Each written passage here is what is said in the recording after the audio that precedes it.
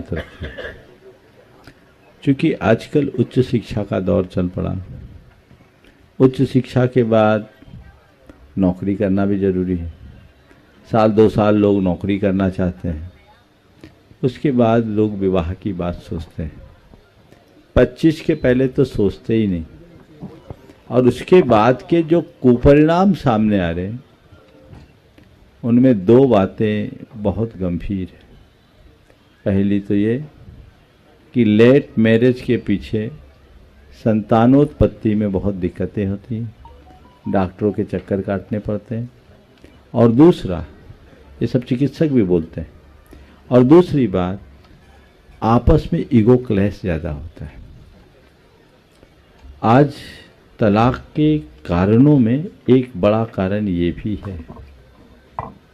हमारे शास्त्रों के अनुसार विवाह कन्या का होता है और कन्या 20-22 साल तक होती है। उसके बाद तो वो परिपक्व युवती बन जाती है। दाम्पत्य जीवन तभी सफल होता है जब सभी लोग एक दूसरे के पूरक और प्रेरक बनकर के जिए, एक दूसरे के भावनाओं का ख्याल रखते हुए एक दूसरे के प्रति समर्पित होकर के जिए। पर जब ज़्यादा पढ़ लिख जाए, अच्छा पैकेज पाने लगे और किसी पर डिपेंडेंसी ना हो, उम्र भी परिपक्व हो जाए, तो वहाँ अहंकार आ जाता है।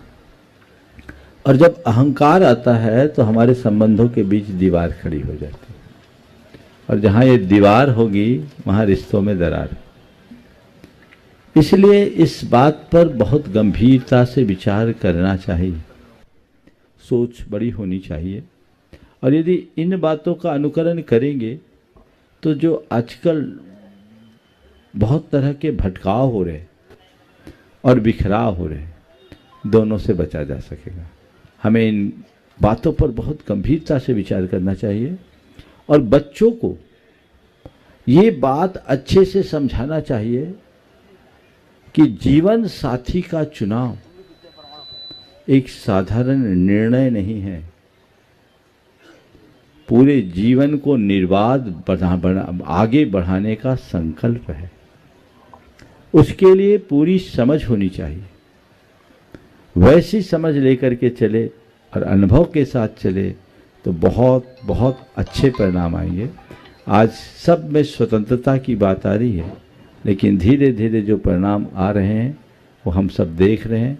माँ बाप जैसे तैसे विवाह करते हैं और थोड़ी दिन बाद जब दोनों अलग अलग हो जाते हैं तो माँ बाप के पास अपना सिर पकड़ने के अलावा कुछ नहीं बचता और उनका भी कैरियर चौपट हो जाता है। तो इस पर गंभीरता से विचार होना चाहिए। युवक युवतियों को ये बात अच्छे से समझाना चाहिए और उसे तथ्यों के आधार पर समझाना चाहिए। केवल धर्म की बातें, समाज की बातें या शास्त्रीय बातें कहने से उनको समझ में नहीं आती, लेकिन जब इन बातों को हम तथ्यात्मक तरीके से बताएं तो बहुत फर्क पड़ता है। मुझे एक चिकित्सक ने बताया कि दुनिया में इस बात पर बहस चालू हो गई कि लेट मैरिज रुकना चाहिए। ये बहस बहुत तेज़ी से हो गई। तो ये तथ्य है, इसके पीछे वैज्ञानिक आधार है। हम लोगों को बताएं। हमारे यहाँ कहा है कि उन्मुक्त बाल भावे नवंग परिपुण्य। कन्या जैसे ही बाल भाव से मुक्त हो जाए, जिसके नवंग परिपूर्ण हो जाए, वो विवाह के योग्य हो गई। बाल विवाह का जैन धर्म में कोई स्थान नहीं, उसका निषेध है। पर उस उम्र के पड़ाव को टच करके अगर करे तो परिणाम है।